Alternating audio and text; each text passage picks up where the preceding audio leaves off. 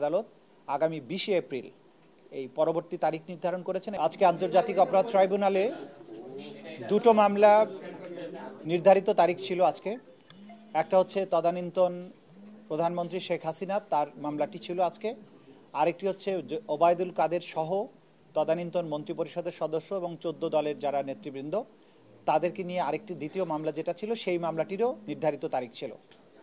আজকে আদালতে আমরা দুটো পিটিশন দিয়েছিলাম। শেখ হাসিনার মামলায় আমরা তদন্ত কর্মকর্তার যে রিপোর্ট সেটার বরাত দিয়ে জানিয়েছি যে এই তদন্ত কাজ অলমোস্ট শেষের দিকে আছে। শেষের দিকে আসার পরে জাতিসংঘের যে রিপোর্টটা প্রকাশিত হয়েছে, জাতিসংঘ গত জুলাই আগস্টে বাংলাদেশে সংগঠিত যে মানবতা বিরোধী অপরাধ সেটার ব্যাপারে বিস্তারিত তদন্তপূর্বক তারা একটা রিপোর্ট প্রকাশ করেছেন, যেটা গোটা দুনিয়ার মানুষ এটা জানেন, যেটা অনলাইনে অ্যাভেলেবল আছে। আমরা সেই রিপোর্টটার কপি পেয়েছি এবং সেই রিপোর্টে খুব সুস্পষ্টভাবে তারা বলেছেন যে বাংলাদেশে জুলাই আগস্টে যে আক্রমণটা হয়েছে, যে মানবতা বিরোধী অপরাধটা হয়েছে, সেটা ছিল ওয়াইড স্প্রেড এবং সিস্টেম্যাটিক। সেটা ছাত্র জনতাকে দমন করার জন্য সরকারের সকল ফোর্স আগ্নেয়াস্ত্র ব্যবহার করে, লিথাল ওয়েপন ব্যবহার করে, হেলিকপ্টার ব্যবহার করে তাদেরকে হত্যা করেছে।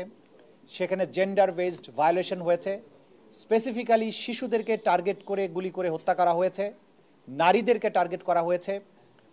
এবং এই আন্দোলন দমনের সময়ে সরকারের যে নিষ্ঠুরতা ছিল সেটা ছিল পূর্ব পরিকল্পিত, সেটা ধাপে ধাপে বেড়েছে এবং সারা বাংলাদেশ জুড়ে একযোগে হয়েছে।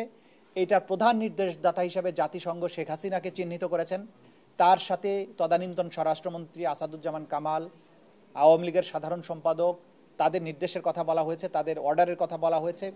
এবং ছাত্রলীগ, যুবলীগ, আওয়ামী লীগের বাকিরা পুলিশ এবং অন্যান্য বাহিনীর সাথে অক্সিলিয়ারি ফোর্স হিসাবে এই হত্যাকাণ্ড এবং মানবতা বিরোধী অপরাধ সংগঠন করেছে।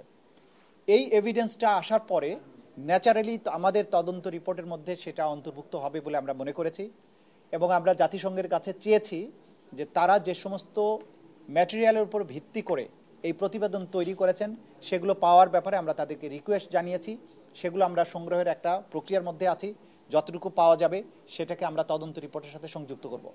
যেহেতু জাতিসংঘের মতো একটা বিশ্বের সবচাইতে বড় আন্তর্জাতিক সংগঠন, যাদের বাংলাদেশের কারো পক্ষে কোনো পলিটিক্যাল বায়াসের কোনো কারণ নেই, তারা যেহেতু গণহত্যার ব্যাপারে সুস্পষ্ট একটা রিপোর্ট দিয়েছে, এইটা আমাদের মামলা প্রমাণের জন্য একটা বড় এভিডেন্স হিসেবে কাজ করবে। এই কারণে আমরা 2 মাসের সময় চেয়েছিলাম। আদালত আগামী 20 এপ্রিল এই পরবর্তী তারিখ নির্ধারণ করেছেন। এই সময়ের মধ্যে তদন্ত রিপোর্ট যাতে পাওয়া যায় সেটার ব্যাপারে বলেছেন। আমরা বলেছি যে আশা করছি আমরা এর আগেই তদন্ত রিপোর্ট দাখিল করতে পারবো। আদালত যেটা বলেছেন যে তাড়াহুড়া করতে গিয়ে তদন্ত রিপোর্ট যাতে কোনো ত্রুটিপূর্ণ না হয় সেই ব্যাপারেও খেয়াল রাখবেন। আমরা এটা কোর্টকে জানিয়েছি।